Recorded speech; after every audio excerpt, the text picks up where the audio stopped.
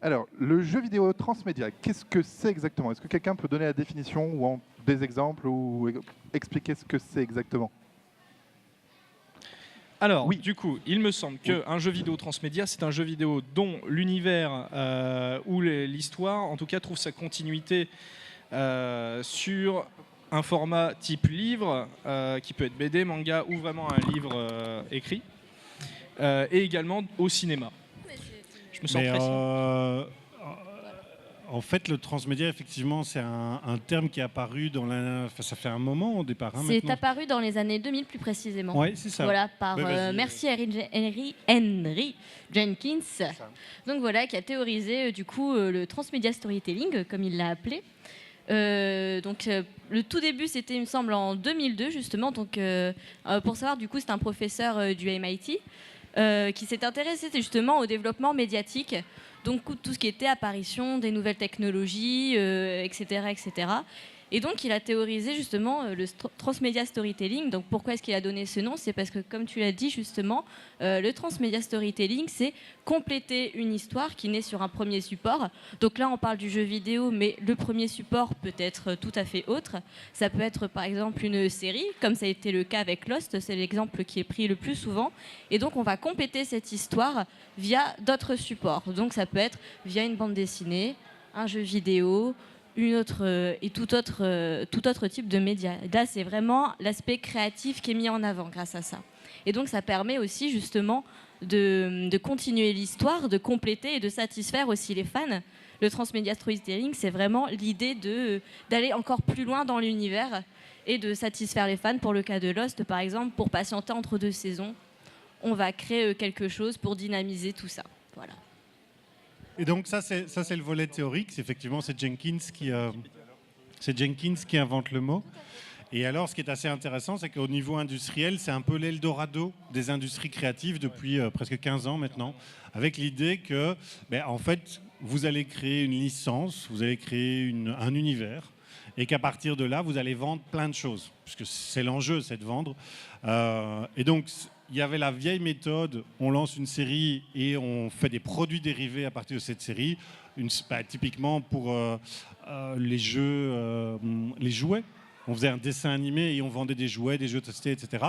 Et le transmédia, les industriels se sont appuyés sur les travaux de Jenkins en disant non, on va créer une Bible, donc un livre référentiel dans lequel on écrit tout ce qui concerne l'univers. Et à partir de là, on le décline en parallèle en dessin animé, en film, en série, en jeu vidéo, etc. Et l'idée, évidemment, c'est que chaque support renforce l'autre en faisant s'agréger les communautés. C'était l'Eldorado il y a 10 ans. Aujourd'hui, on en revient un peu en se rendant compte que c'est beaucoup plus complexe que ça et qu'il y a notamment d'énormes incohérences, notamment narratives. Avec typiquement l'exemple de Star Wars. Voilà. Disney qui rachète Star Wars et puis qui dit tout ce qui a été fait avant, c'est à la poubelle. Ce qui est un peu dommage quand même. Bon, Star Wars, pour ce que ça vaut. Ouais. Alors... non, après, j'aimerais rebondir sur le fait que ça a des problématiques et autres que les incohérences. C'est-à-dire que moi, par exemple, je vais prendre le cas d'Assassin's Creed où j'ai joué aux jeux vidéo et il y a des fois où il y a des choses qui apparaissent dans le jeu ou des gens qui disparaissent aussi du jeu et tu dis ils sont où? Et on dit dans tel BD, le mec il meurt ou la nana meurt. Et le cas de Junon en fait, qui meurt dans Awakening, je sais plus, c'est dans un truc qui s'appelle Awakening, parce que je te vois froncer les sourcils, donc je t'explique. Donc je t'écoute. Donc il y avait un personnage où je me disais il va peut-être être important dans Odyssée. Il y a un mec qui me dit non, il est mort dans la BD. Je fais mais oui, mais j'ai pas toutes les BD, etc. Je veux bien être attaché à la série, mais il y a un moment et donc je pense qu'il y a aussi un souci à un moment de compréhension s'il n'y a pas une mise au point qui est faite dans le média principal d'où est apparu, d'où est sortie en fait la série, d'où elle a tiré en tout cas le média principal, pardon, je me perds un petit peu. Je pense qu'il peut y avoir des soucis aussi de compréhension de cet univers et de sa poursuite. De continuité. Voilà. Sa continuité, merci. J'ajouterais juste peut-être qu'il ne faut pas du coup confondre tout ce qui est transmédia et adaptation. Par exemple, on va prendre un cas très populaire en ce moment qui est celui de The Witcher. donc The Witcher, donc, qui est un roman d'un auteur polonais à la base qui a été adapté en jeu vidéo. Donc, c'est-à-dire que là, on crée une œuvre qui prend, on va dire, racine dans une œuvre, mais qui prend ses libertés à elle. Et on a appris il n'y a pas longtemps qu'il allait avoir une série aussi Netflix, je crois. Et on n'attend pas forcément de cette série qu'elle soit en rapport avec le jeu vidéo ou... Et voilà, elle sera directement en rapport avec le bouquin. Donc c'est juste peut-être pour faire la nuance, pas confondre les adaptations et tout ce qui est transmédia. Très bien. J'espère qu'on n'a pas déjà fait le tour, mais... Si, on vient de définir ce que c'est que le transmédia. Oui. Donc du coup, on a parlé de transmédia, mais on n'a pas été plus dans le sujet. Au niveau des adaptations de jeux vidéo en cinématographie, en livre ou autre, est-ce que vous avez des exemples, des choses qui vous ont marqué ? On a un exemple très régional qui est celui d'Ankama, qui a fait énormément de boulot sur le transmédia. Donc Ankama, qui est une entreprise de jeux vidéo basée à Roubaix, que vous connaissez sûrement, Dofus, Wakfu. Et ils ont eu une très grosse politique de transmédia justement dans leurs œuvres. Et ils ont fait un film Dofus récemment. Et il me semble qu'ils ont d'autres projets aussi en cours. Et eux, voilà, ils cherchaient vraiment à créer des liens entre le jeu vidéo, le film. Ils ont fait une série animée aussi. Et là, on avait vraiment des éléments de l'histoire qui progressaient entre le jeu et la série. Donc c'était vraiment un exemple très très intéressant pour le coup. Sachant que j'ajouterais que, alors je ne sais pas si j'ai le droit de parler de la technique, donc je vais rester flou dessus. Pour avoir visité les locaux, ils ont une technique qui leur permet d'être absolument cohérents dans tout ce qu'ils font sur leur univers. C'est-à-dire qu'ils savent où ils vont, ce qu'ils font, ce qui a été fait avant, ce qui a été fait après. C'est pas comme effectivement Star Wars où dans certains films il est dit certaines choses et ensuite dans des séries ah non, fallait rendre la série plus péchue, alors on va oublier qu'on avait dit ça dans tel film, et où tu vas naviguer entre les incohérences. Donc voilà, à ce niveau-là. Sinon, effectivement, faut pas confondre non plus adaptation, effectivement, comme tu l'as souligné, et transmédia. Par exemple, Resident Evil n'est pas un transmédia au niveau de ses films. Les films de Resident Evil sont totalement hors contexte des jeux, pour le coup. Après, sur le tableau des différents types justement de médias, ok. Mais après, au niveau des pratiques, est-ce que vraiment les communautés de joueurs, par exemple, vont aller naturellement vers les romans, par exemple, on parle d'Assassin's Creed. Est-ce que les joueurs d'Assassin's Creed vont lire les romans d'Assassin's Creed, ou alors à chaque fois, est-ce que c'est au niveau, je sais pas, de la sociologie des joueurs ou des lecteurs, est-ce que ça se... Comment dire ? Est-ce que le public justement passe d'un média à un autre, ou ça reste cloisonné justement sur le jeu, sur les romans? Est-ce qu'il y a vraiment des passages en fait? Parce que le but du transmédia, c'est quand même ça, je pense, c'est-à-dire de faire naviguer les joueurs vers le cinéma, vers la lecture ou je ne sais quoi. Est-ce que dans les faits, ça se fait vraiment? Vous qui connaissez le sujet mieux que moi. Ça dépend en fait de à quel point tu es fan de tel ou tel perso ou de telle et telle période. Moi par exemple, tu vois, j'aime lire. Et la BD, j'ai été élevé dedans. J'ai un papa qui aimait beaucoup la BD et chez lui des tonnes de BD. Ça n'a pas fait que je suis allé directement vers les BD Assassin's Creed, par exemple. Je suis même plus facilement allé vers les BD Donjons de Nalbuck par rapport à la série audio qui existait pour les choper parce que voilà, j'avais envie de mettre une image là-dessus. Voilà. Tandis que Assassin's Creed, bon, les BD, je me rends compte que maintenant qu'en fait ça va surtout provoquer des trous et des incompréhensions de ma part dans le scénario qui est proposé par Ubisoft. Voilà. Donc après ça dépend. Si on prend le jeu de plateau Warhammer 40 000, t'as des gens qui vont aller acheter les romans parce qu'ils ont tout un tas de romans déclinés de cet univers-là. Donc là aussi c'est du transmédia en soi, c'est un jeu de plateau qui a ses déclinaisons de romans.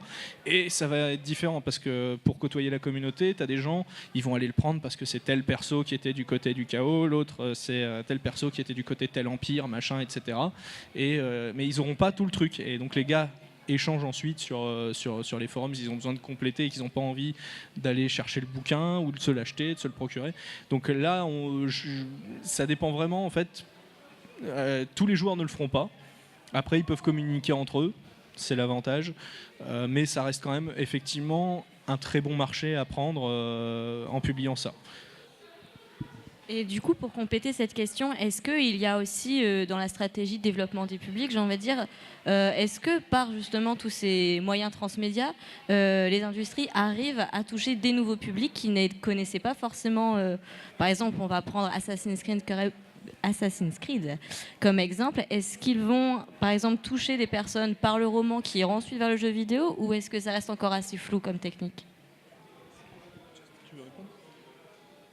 Alors, je ne suis pas certaine que je vais répondre pile poil à ta question, mais c'était une réflexion que je me faisais aussi par rapport à ce que vous disiez juste avant, c'est que comment tu fais pour fédérer ta communauté à travers un produit dérivé. La complexité du transmédia, je pense justement, c'est de fidéliser son public de base.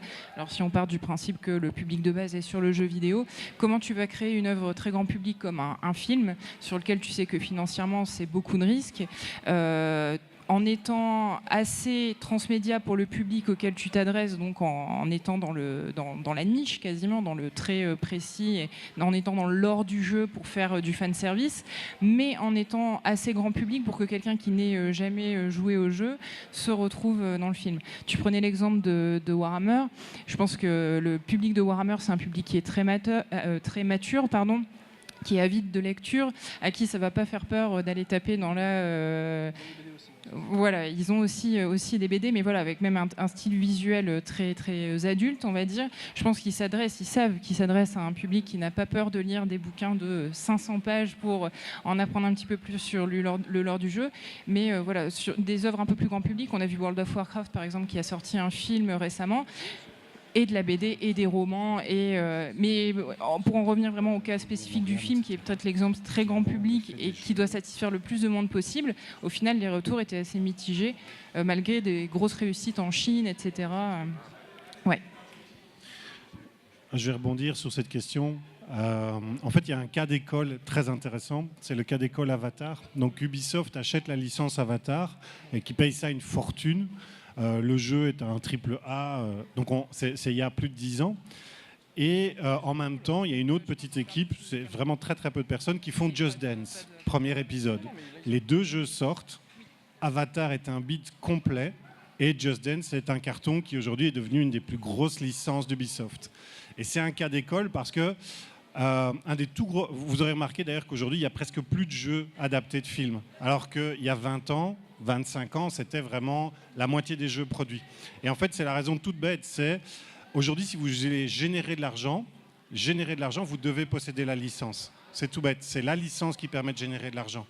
Et vous avez remarqué que ces 15 dernières années, toutes les grosses boîtes ont créé leurs propres IP. Leur propriété intellectuelle. Et ça, c'est vraiment devenu un cas d'école. Ubisoft va créer juste après Assassin's Creed, et dès le début, Assassin's Creed est pensé comme une licence, donc pensé comme un univers. Et l'idée aussi de le penser comme un univers étendu. Donc ça, c'est vraiment cet enjeu-là. C'est que voilà, Avatar avait coûté très cher, quand bien même il aurait marché, il n'aurait pas rapporté d'argent à Ubisoft, donc Ubisoft s'est dit il faut changer de modèle économique. On met de côté les licences sur lesquelles on a beaucoup joué et on crée nos propres licences.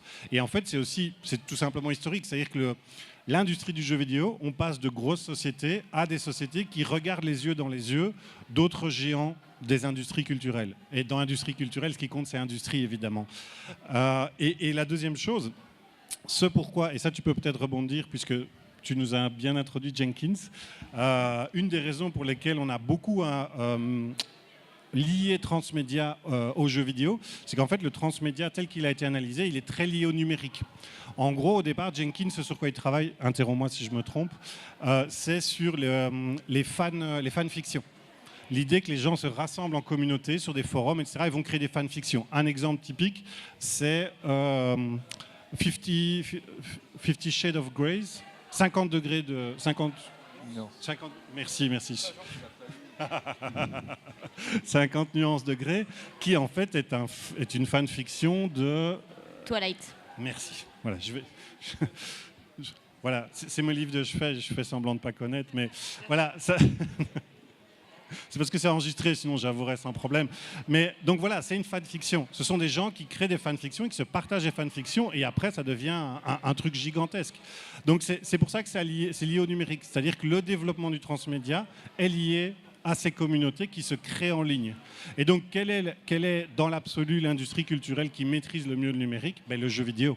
Et c'est pour ça que le jeu vidéo va très vite bondir dessus. C'est-à-dire qu'il y a une sorte de conjonction historique. Ce mot, il apparaît vers 2002. L'histoire d'Avatar dont je vous parle, c'est vers 2007. Et donc, il y a vraiment des enjeux qui sont aussi de nouveau des enjeux industriels. Mais du coup, Ces ratés dont tu parles, un peu comme Avatar, est-ce que c'est un cas isolé ou ça se passe très souvent? Par exemple, on peut prendre les blockbusters comme les Avengers, comme les films Marvel, où on fait des jeux Lego aujourd'hui, et chaque jeu Lego cartonne. On a fait des jeux Lego Harry Potter qui aujourd'hui encore sont reproduits sur toutes les plateformes. On a fait des jeux Seigneur des Anneaux, on a fait les jeux Le Hobbit, et à chaque fois qu'il y a vraiment un gros blockbuster, on fait un jeu vidéo là-dessus en Lego. Donc est-ce que c'est un cas isolé les ratages, ou alors au contraire, est-ce que c'est un cas isolé les jeux qui marchent comme les Lego par exemple? Je pense. Donc pour les Lego, juste parler pour le terme industriel, hein, pour le reste, moi je parle vraiment que de chiffres, je suis étonné d'être monsieur chiffre. Mais... Non mais c'est très bien, intéressant on a en même temps. Et les Lego, en fait, ce sont des licences pour lesquelles le studio est engagé. C'est-à-dire que toute la différence avec Avatar, c'est que c'est Ubisoft qui avait payé pour avoir la licence en disant ça va nous faire du cash.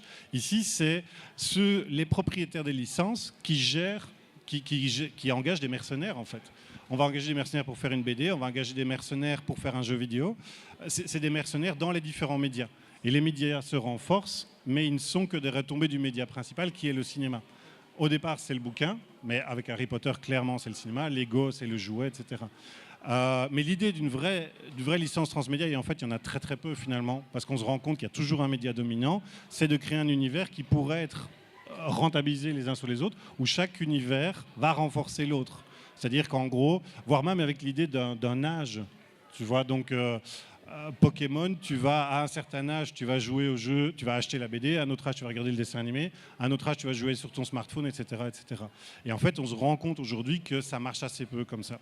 Il y a un média dominant qui tire, qui crée on revient au vieux système des licences. Et donc pour Lego, Harry Potter, etc., c'est plutôt des mercenaires qui travaillent pour la licence majeure. Et donc c'est pour ça que la licence, c'est ce qui génère l'argent. Je vous donne juste un exemple.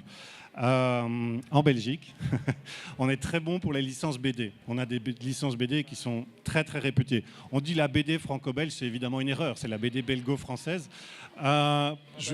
Mais bien sûr. Non, mais les Schtroumpfs, par exemple. Donc les Schtroumpfs, ces dernières années, ont généré à peu près $1,5 milliard de chiffre d'affaires. Et donc là-dedans, vous regardez ce qui a été généré par les bandes dessinées et qui appartient à la société mère. Donc c'est IMPS, qui est la société mère qui gère la licence Spirou. C'est moins d'1% de ce chiffre d'affaires. Tout le reste, en fait, c'est les studios. Donc les studios américains avec les films et les produits dérivés.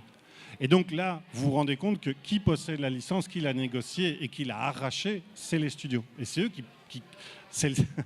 c'est eux qui finalement captent la richesse créée.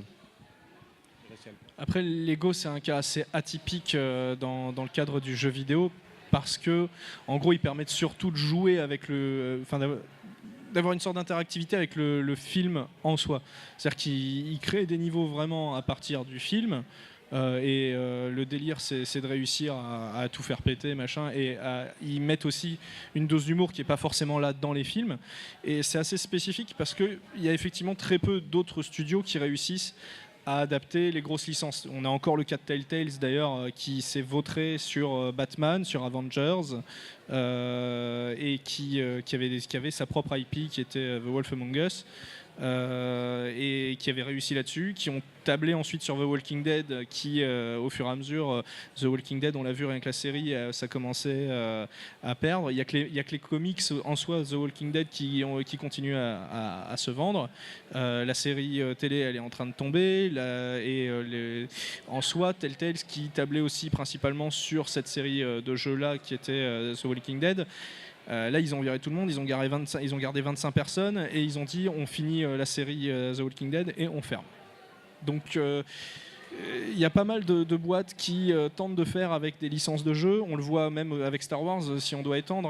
EA Games, ça fait 2 projets qui suppriment sur Star Wars. Il y avait Star Wars 1313, ils avaient relancé encore un autre projet. Finalement, ça a été clos. Là, ils ont relancé sur une autre entreprise qui est Respawn Entertainment. Donc, on va voir si le projet va réussir à finalement sortir ou si ça va être clos. Oui, faire un FPS après comme Star Wars Battlefront 2, ça n'engage pas de grosses problématiques, c'est un FPS. C'est pas comme créer vraiment effectivement une ligne scénaristique qui va devoir être implémentée dans absolument tout le background, tout l'univers. C'est totalement différent de faire un jeu de shoot qui va s'adapter de toutes les batailles qui ont pu exister déjà sur le truc. même si ça ne retire rien à la qualité de faire le jeu de shoot en soi. Donc, écoutez-vous. Non, on est jeune, on rit parce qu'on se voit à l'image. Je sais. Tu veux réagir peut-être ? Oui, juste une précision, The Wolf Among Us, c'était même pas leur propre IP, puisque c'est une adaptation du comic Fable. Donc même ça, tu vois, ils l'avaient repris d'une adaptation de l'existant. Par contre, vous avez évoqué un sujet intéressant, vous parliez de Pokémon, et c'est un exemple de transmédia qui va encore un petit peu plus loin. Le phénomène Pokémon Go, je le trouve super intéressant, puisque là, on projette une œuvre dans la réalité. Alors, je vais mettre des guillemets à réalité, mais voilà, tout ce côté... réalité virtuelle et réalité mixte, et qu'on voit aussi pour Harry Potter. Ça, c'est une tendance qui était très forte il y a 1 an, 2 ans. Là, je sais pas trop où ça en est aujourd'hui. C'est pas forcément un phénomène que je suis beaucoup, mais c'est aussi un aspect du transmédia en quelque sorte qui est intéressant.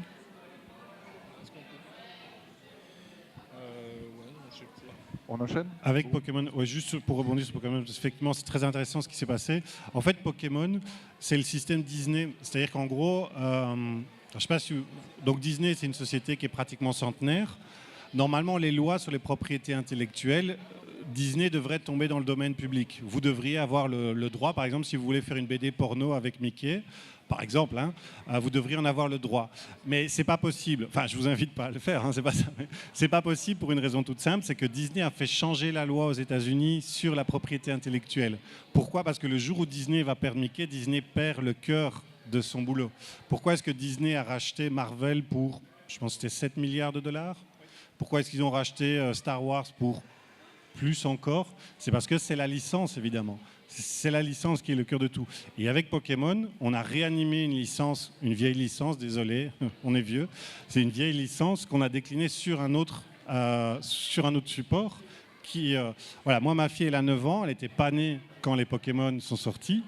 Et elle les a découverts uniquement grâce à Pokémon Go. Et donc, c'est ça, en fait. Dans le milieu, on appelle ça monétiser une licence. La faire vivre et la faire revivre. C'est vraiment juste ça.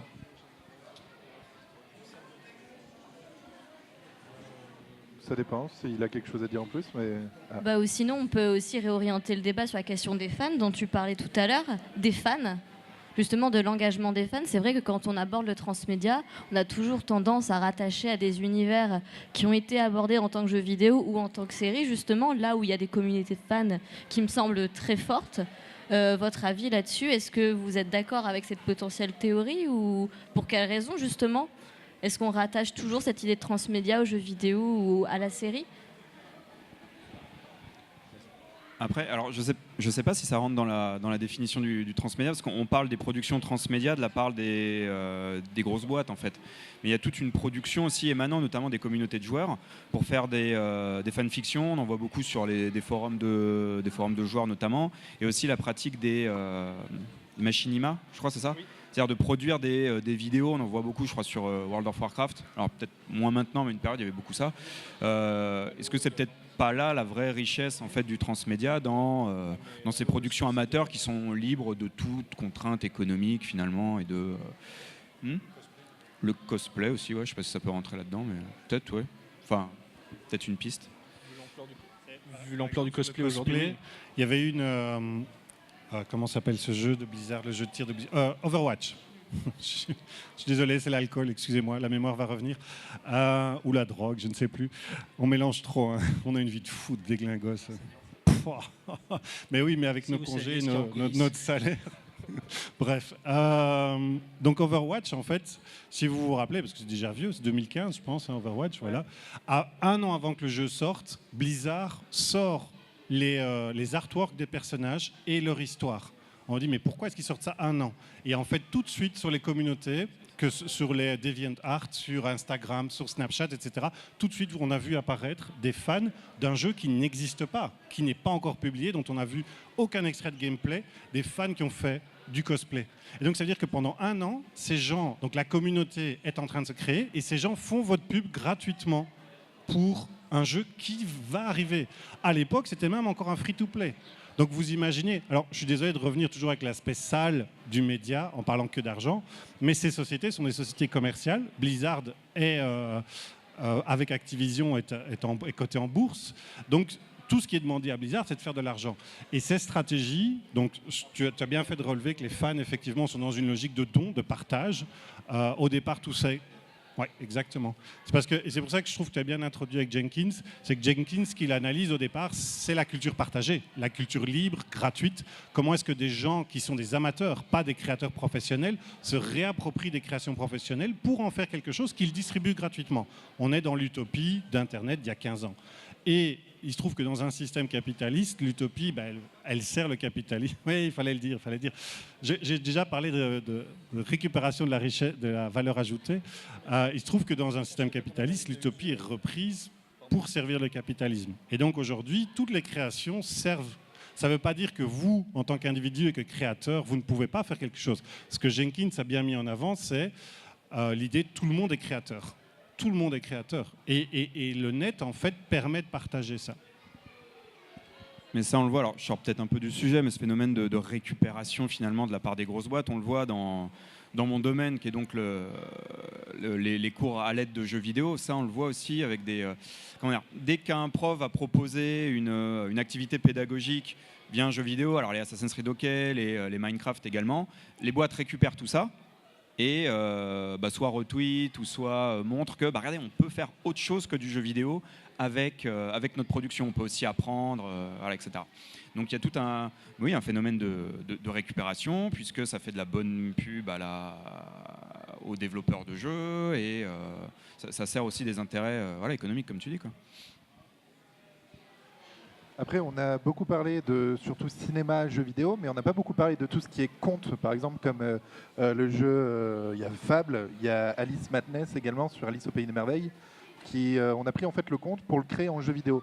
Est-ce que vous avez de quoi parler sur ça, sur le fait qu'on n'utilise pas que le cinéma, qui est quand même quelque chose d'aujourd'hui de très présent dans la vie de tous les jours. Les livres, les contes, aujourd'hui, on revient beaucoup dans le cinéma, dans le jeu vidéo, pardon, pour essayer de les intégrer au jeu vidéo et un peu les faire revivre en quelque sorte. Est-ce que vous avez des exemples ou pas? Eh ben non. Si, mais c'est partager la parole. Est-ce qu'Alice au Pays des Merveilles, c'est vraiment un conte? Techniquement, oui. Parce que ça se finit pas bien. Non, après, les contes, alors je ne sais pas il y a beaucoup de types de contes différents, mais si on parle des contes pour enfants, les contes de fées, etc., ils influencent énormément le monde du jeu vidéo. Après, essayer de trouver des œuvres du jeu vidéo tirées des contes, là comme ça, j'en vois pas en tout cas d'exemples français, mais j'imagine qu'au Japon, il doit y avoir énormément d'exemples de jeux qui sont tirés du folklore. Okami. Par exemple, Okami.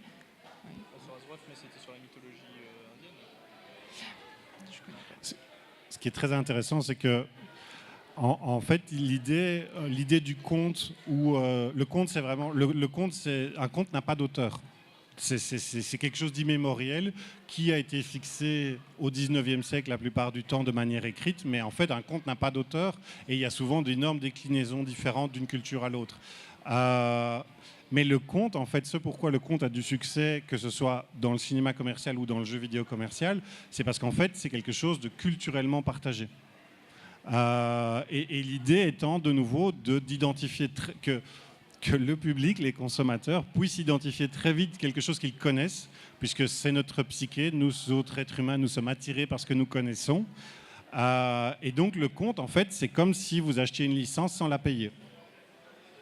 Après, les codes du conte sont énormément repris dans le jeu vidéo. Ne serait-ce que tu prends Mario et la princesse aller sauver dans le château. Bon, voilà, ça part du conte le plus populaire du monde.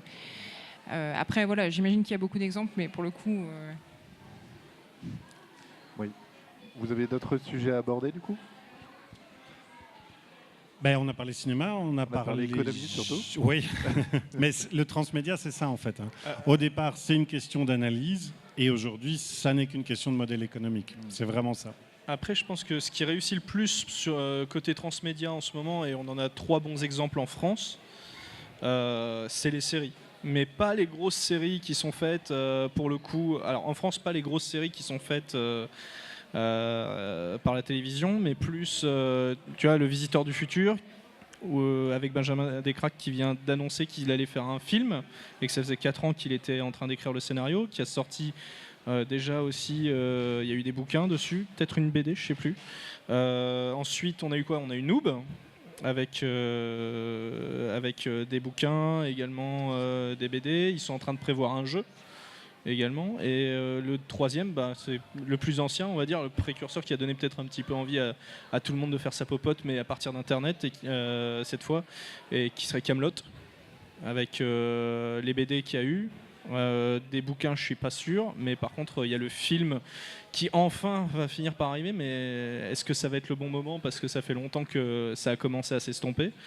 Alors on sort du jeu vidéo là-dessus évidemment, mais c'est pour moi au niveau de la réussite du transmédia et de donner l'envie d'aller acheter un produit ou même de se faire connaître via un autre produit étant un bouquin qui va raconter une histoire ou autre.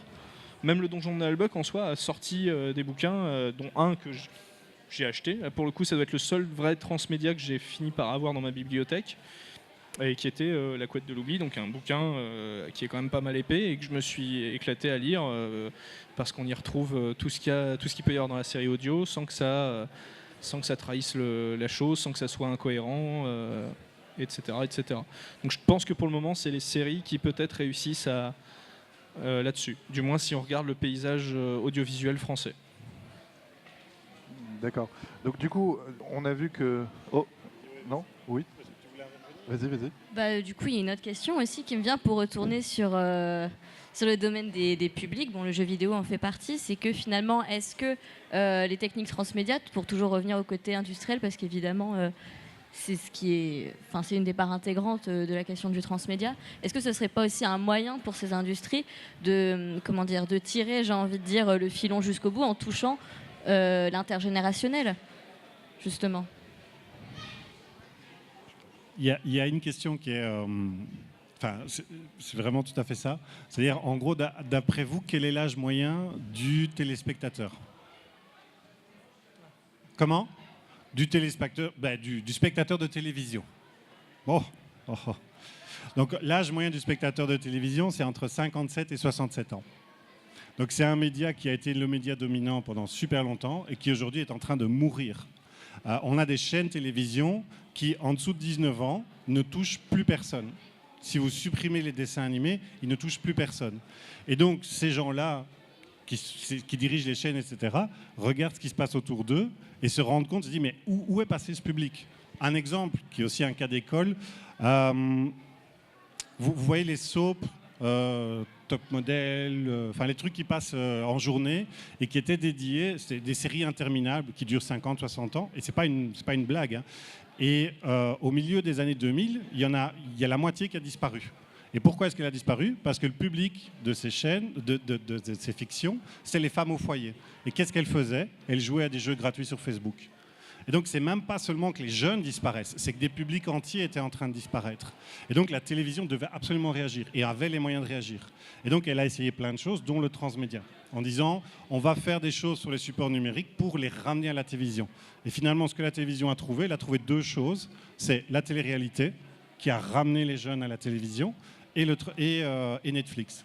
C'est les deux choses qui sont aujourd'hui là-dessus. Et donc, transgénérationnel, est-ce qu'il y a du transgénérationnel? Je ne sais pas. Mais la question générationnelle, elle est cruciale dans le transmédia. Comment est-ce qu'on fait ceux qui ont abandonné les médias linéaires, comment est-ce qu'on les fait revenir aux médias linéaires? Et comment est-ce que les médias linéaires se transforment en médias interactifs? Dans les faits, ça ne marche pas. Mais il y a des choses qui se mettent en place.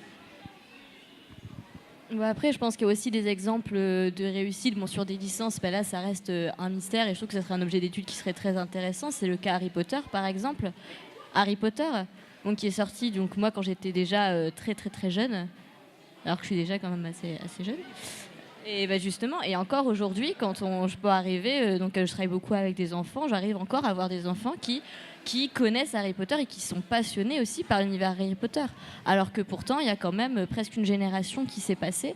Et pourtant, ça reste... je me demande aussi, c'est pas le fait que forcément, il y a eu d'abord les livres, après ils ont bien étalé au niveau des films, et même après les films, grâce aux jeux vidéo, grâce aux jouets, aux Lego, etc., ils ont réussi comment dire, faire continuer l'univers, à faire continuer la passion, jusqu'à aujourd'hui, maintenant, les animaux fantastiques qui viennent rebooster un petit peu tout ça. Donc il y a quand même des exemples de réussite pour continuer. Juste pour dire que après le mérite de certains médias un peu plus, on va dire, grand public, comme par exemple la télévision ou le cinéma, c'est justement de permettre à des familles de partager un univers.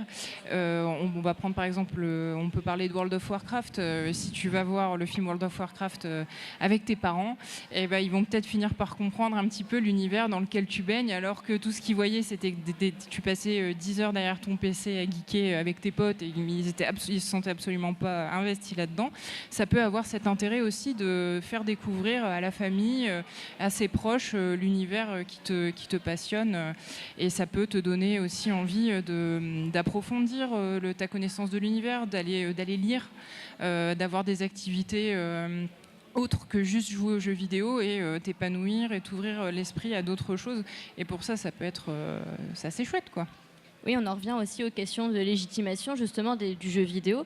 Là, je reparlais par exemple du cas Harry Potter. Justement, au départ, Harry Potter, c'est comme l'un des premiers romans qui est venu légitimer ce qu'on appelait du coup les livres jeunes publics, on va dire. Avant, à part je pense que c'était Titeuf peut-être, qui arrivait un petit peu à toucher les parents par le côté comique.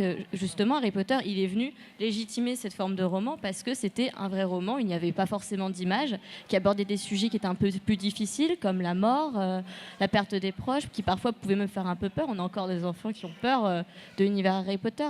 Et c'était justement, ce livre est un bon exemple, car les parents, comme tu le disais justement, arrivent à partager quelque chose avec leurs enfants. Et donc, grâce à ce partage, déjà, il y a du lien qui se crée au sein des familles, là où justement on parle du jeu vidéo ou de la télé comme étant un briseur de famille. Voilà, on venait recréer du lien. Et donc, il y a aussi cette forme de légitimité qui apparaît grâce à ça.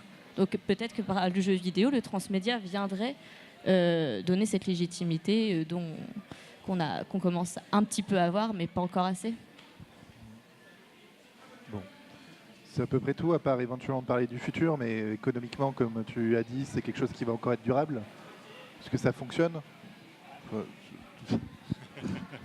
Économiquement, le transmédia,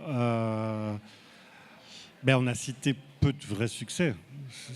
Il y en a assez peu, parce que c'est très compliqué. Mais ceux qui marchent bien. Oui, et c'est-à-dire c'est un peu le problème qu'on retrouve aujourd'hui dans le jeu vidéo, c'est-à-dire qu'il y a 4-5 jeux vidéo qui vont prendre tout le succès et qui vont assécher la possibilité pour les autres d'avoir des joueurs. Donc c'est vraiment le problème des blockbusters aussi aujourd'hui au cinéma. Vous avez les Avengers qui sont des films qui font 2 milliards de dollars, qui doivent sortir sur plusieurs milliers d'écrans pour impacter, parce qu'en fait ils font leur chiffre d'affaires en 2-3 semaines, parce qu'après 2-3 semaines ils sont ripés, ils sont disponibles en ligne pour les pirates, etc. Et on sait bien que les films piratés, ce sont majoritairement les blockbusters. C'est pas les films indépendants. Donc il y a un problème aussi, c'est que on focalise sur les énormes succès qui en fait assèchent tout le reste. Et on croyait qu'il y avait de la place pour plein de gens. En fait, il y a de la place pour de moins en moins de gens. C'est-à-dire qu'il y a de moins en moins de films qui font de plus en plus gros succès. Il y a de moins en moins de jeux qui font de plus en plus de joueurs.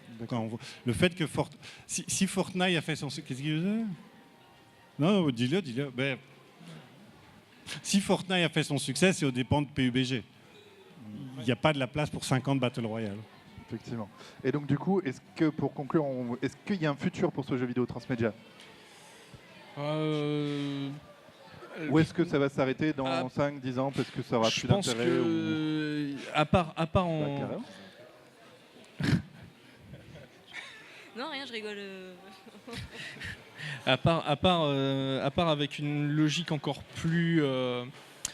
pas mercantile, mais encore plus appuyé sur le fait de développer l'aspect communautaire qui s'est développé ces 5-10 dernières années, de vraiment avoir des community managers, des community coordinators, de développer la communauté, la maintenir et tenter de la consolider et d'appuyer encore plus. Je vois pas comment ça pourrait avoir plus de succès entre guillemets que maintenant, vu que le succès est mitigé. Et peut-être là, comme ça. Tu préfères ma voix comme ça ? Très bien. Donc je pense pas qu'il y aura plus de succès, à moins d'appuyer vraiment, et ça va peut-être même saouler plus de gens. Donc peut-être qu'ils feront plus de ventes parce qu'il y avait un moment, mais soit ça perdurera pas parce qu'ils vont vite se rendre compte qu'au final c'est de la perte de temps, de la perte de moyens, soit ils continueront comme ça et ça augmentera pas plus. Mais je vois difficilement plus de succès que ça pour le moment. Mais après, pour l'avenir, il y a peut-être des pistes de voir certains médias récupérer des mécaniques du jeu vidéo. Je crois que Netflix prévoit pour la prochaine saison de Black Mirror de proposer justement un épisode avec des fins alternatives, peut-être des embranchements dans la narration. Alors, est-ce qu'on peut parler de jeu pas trop, mais on va dire, voilà, c'est des mécaniques de... C'est une certaine interactivité Ouais. dans la série en elle-même. qui permet d'avoir, Ceci dit, c'est un des impact. choses qu'on voit déjà apparaître même du côté du jeu vidéo. dans le jeu vidéo, mais pas à la télé. Oui, non. Mm. Donc est-ce que c'est vraiment transmédia du coup de faire un truc qui ressemble à du cinéma mais qui a une interactivité? Non. Non. C'est pas un jeu vidéo en tant que tel, mais voilà, Oui, voilà. c'est des touches de ludique, on va dire, Ok. pour le Ça futur. ressemble un peu au Telltale au final, avec des choix et une histoire et un film au final. Oui, tout à fait. C'était Interactif, quoi.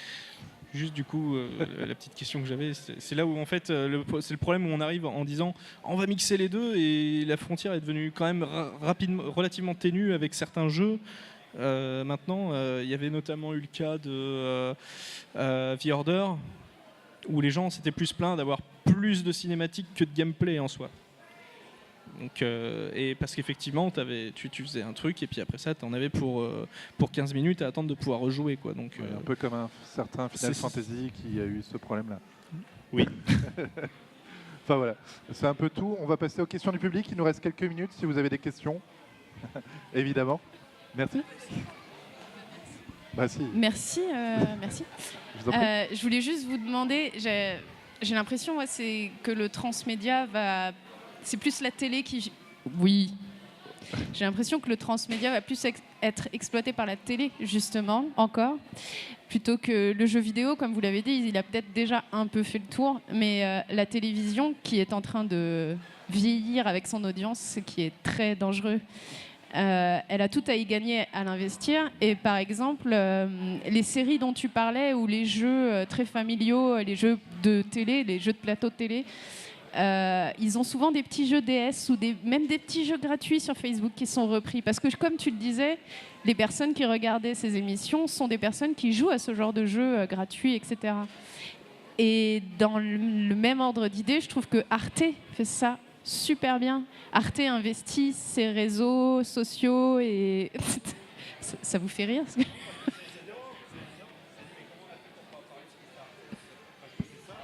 Bah voilà. Tu aurais dû venir. Tu aurais dû venir.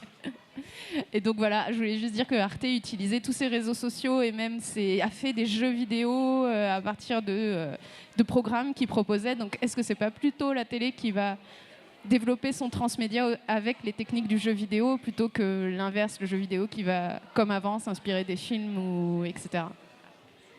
C'était la question.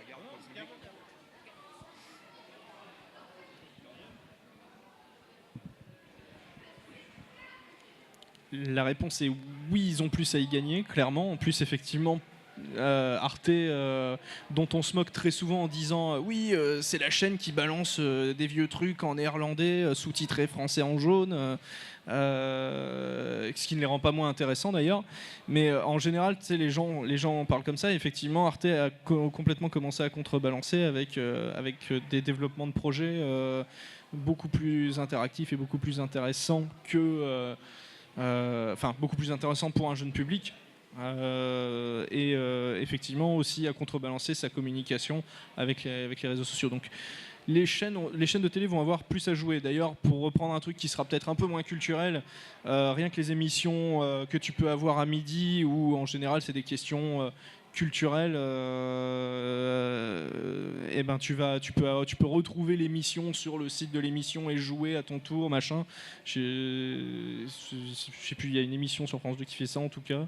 Donc les mecs ont commencé à mettre ça en place aussi, à gamifier la chose et à te permettre de jouer toi depuis chez toi via le navigateur en plus. Donc est-ce que ça sera encore amené à changer? Oui, très certainement. À évoluer? Oui, très certainement. Après, à part proposer une gamification de la chose, je vois pas trop où ils peuvent y aller. Enfin, ou alors C8 qui compte vendre des BD TPMP, mais là, ça serait grave. Ah non, non, non, non, ça existe déjà, très bien. Ce sera ma première auto-da-fé. Juste pour rebondir, on rigolait parce qu'effectivement, c'est ce qu'on se disait avec Romain, on dit mais comment est-ce qu'on n'a pas pensé à Arte, puisqu'Arte, c'est la télé qui a réussi, enfin les jeux vidéo qu'ils produisent sont extraordinaires, les sites, les web-séries, tout ce qu'ils font en ligne, Arte Créative, c'est extraordinaire. Toutes les télévisions publiques devraient faire ça. Mais maintenant, de nouveau, les chiffres... Donc c'est très prestigieux, ça marche bien, ça touche le public que ça doit toucher, mais il y a deux choses. C'est qu'Arte n'a pas des enjeux de chiffres puisque c'est une télé publique, ils ne sont pas les mêmes que les télés privées, et ces choses ne sont pas rentables. Ce que Arte fait n'est pas rentable en soi, ce qui n'est pas grave, c'est très très bien. Ça permet justement de dire un jeu vidéo plus varié, il n'a pas besoin d'être rentable. Si aujourd'hui on produit toutes sortes d'œuvres dans d'autres médias, c'est parce que ces médias sont soutenus, ils sont financés avec de l'argent public. Et donc un transmédia de qualité, Arte étant un excellent exemple, c'est la preuve que tu aurais dû venir t'asseoir, comme on t'a fait signe, hein, il a besoin d'un soutien public. Donc ça c'est vraiment... Et alors, les enjeux pour la télévision, il y avait un festival qui s'appelait I Love Transmedia, je pense qu'il est mort maintenant, qui a quand même eu plusieurs années. J'y suis allé, les chiffres qu'il donnait étaient assez invraisemblables. En fait, la télé a très largement subsidié les recherches en transmédia en se disant on va trouver ce qui va nous sauver, ce qui va ramener les jeunes. Et la conclusion de chaque session de Transmédia, I Love Transmedia, c'était en fait la meilleure réussite de Transmédia, c'est YouTube. Et YouTube, c'est un média linéaire. D'autres commentaires ? Questions, commentaires ? Commentaires. Il y avait eu aussi le jeu Uchronie, il me semble qu'il avait été mis en place par la télévision publique. Tu sais, c'était des moments d'histoire et tu pouvais, t'avais des mini-jeux, etc. Et ça te redonnait les choses. Là aussi en méthode transmédia. Voilà, juste pour refaire le point. Ça marche. Une autre question ? Très bien. Ah, oui. Peut-être pour revenir sur le côté fanfiction, aussi parfois les fans produisent par exemple des films, comme par exemple récemment le fan-film Uncharted avec Nathan Fillion. Si c'est possible juste de rapprocher le micro, on entend un peu faiblement, si vous pouvez juste rapprocher le micro de la bouche. Par exemple le fan-film Uncharted avec Nathan Fillion. Et parfois, en fait, la frontière entre guillemets, les contenus produits officiellement par les ayants droit directement, si je puis dire, et ce qui peut être produit par les fans, s'efface. On est vraiment désolé. Essayez de le mettre à l'horizontale parce que là, on a entendu à la moitié des mots en fait sur deux. Donc, essayez de le mettre comme ça. Plutôt. Même toi, en fait, Hein, je pense que c'est les micros qui ont même peut-être un peu moins de batterie. Ah. Alors attendez, je vais donner le mien, ça ira plus vite. D'accord. Oui. Je parlais par moment. Aujourd'hui, la frontière entre les contenus produits par les ayants... Non, c'est... La frontière entre les contenus produits par les ayants droit versus les amateurs et les gens qui Je disais qu'aujourd'hui, la frontière entre ce qui est produit directement par les studios, les ayants droit et les fans avait tendance un peu à s'effacer ou à se... Comment dire oui, les contenus finalement rivalisent un peu entre eux. Et avec, par exemple, le film, fan-film Uncharted avec Nathan Fillion récemment. Voilà. Je pensais aussi, par exemple, à une fan-série Star Trek qui avait repris un scénario écrit pour la série Star Trek, Star Trek, la nouvelle génération, pardon, qui avait été abandonné à l'époque, et donc la série et les fans ont repris pour leur contenu. Après, je pense que dans le transmédia, il y a vraiment la notion de simultanéité, donc c'est-à-dire partir d'un concept créatif avec un univers et enrichir le contenu de l'univers sur une même ligne de temps, ou en tout cas similaire, avec une publication de contenu. Moi, j'ai plus l'impression qu'il y a une idée de vraiment de projet créatif autour. Là, sur la fanfiction, du coup, c'est un angle assez intéressant. Je ne sais pas si ça peut être considéré comme tel. En soi, pourquoi pas, parce que, comme on dit, le transmédia à la base, c'est encore une notion qui est assez floue, étrangement, alors que ça fait pourtant déjà une dizaine d'années que c'était conceptualisé. Mais il y a énormément de choses à voir, et je pense qu'il ne faut pas se limiter à la définition qu'on en a, où c'est une industrie qui va développer son univers pour des raisons économiques, etc. La place des fans dans la question du transmédia, elle est aussi essentielle. Et derrière, on a aussi toute la question dont tous les débats par rapport à l'appropriation des droits d'auteur aussi, parce que, oui, mais c'est les personnes qui vont faire, comme tu parlais, des fanfictions, justement, leurs contenus peuvent être tout autant de qualité que des productions qui auront été faites par cette même industrie qui a créé ces personnages. Et pourtant, derrière, il va y avoir des débats. Oui, mais est-ce que cette fiction est légitime ou pas ? Est-ce qu'on peut se permettre de suivre ce créateur ou pas ? Est-ce qu'on peut le considérer aussi comme étant un vrai créateur, puisqu'il ne déteindrait pas les droits d'auteur aussi ? Donc il y a cette question-là qui se pose énormément avec la question du numérique et des pratiques amateurs. On parlait de YouTube tout à l'heure. Il y a aussi la pratique du mash-up aussi. Je ne sais pas si vous voyez un petit peu. C'est ça, on peut faire matcher deux films. C'est ça, par exemple, on peut matcher Kaamelott avec un Hitchcock. Imaginons, je ne sais pas si ça se fait, mais pourquoi pas. Et pourtant, ça pourrait être un vrai contenu artistique, parce qu'il y a une qualité, parce qu'il y a un travail derrière, juste la question des droits, quoi. Est-ce qu'on peut le considérer ou non ?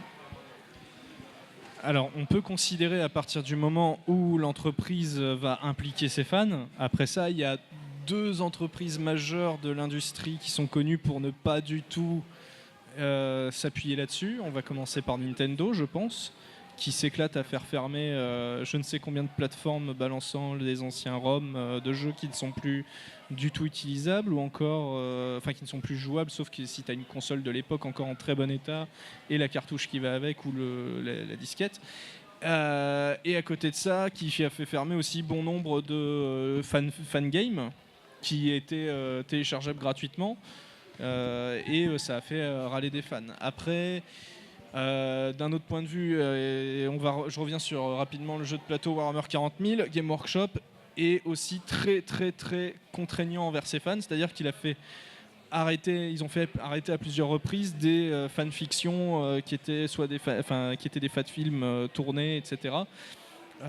Et ils ne soutiennent pas non plus, c'est-à-dire qu'en général tu vois les mecs qui sont obligés de mettre attention, c'est une œuvre qui n'est en aucun cas soutenue par Game Workshop, etc. Il y avait The Lord Inquisitor qui devait sortir, mais faute de budget c'est malheureusement tombé à l'eau, alors que c'était d'une qualité vraiment très très très très bonne, beaucoup mieux en tout cas que le film Ultramarines qu'ils avaient sorti à l'époque.